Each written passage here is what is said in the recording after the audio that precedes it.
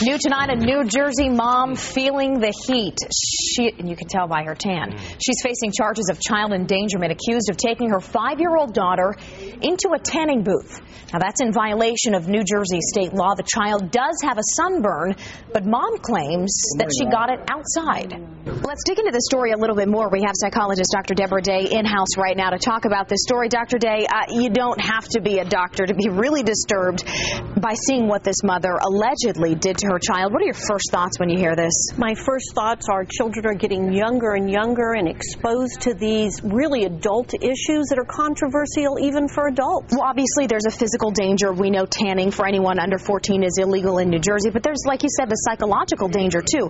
What kind of issue does this make that little girl have or potentially have to deal with, the fact that her mom is dragging her in there? Already we're seeing her being modeled a certain look, a certain need, and if you look at the pictures of mom, you can tell this is a habitual thing that she does, tanning. So she's teaching a 5-year-old that she doesn't look good enough and exposing her to this lifestyle. Some critics of that might say, hey, look, the girl can open up any given magazine and see models airbrushed from here to high heaven, so what difference does it make? What would you say to those people? The most important person in a child's life is their mother and their father, so that role model supersedes any other exposures that we have. Is there any advice you have for parents, Dr. Day? I think this is an extreme case of a parent perhaps trying to get their child to look a certain way.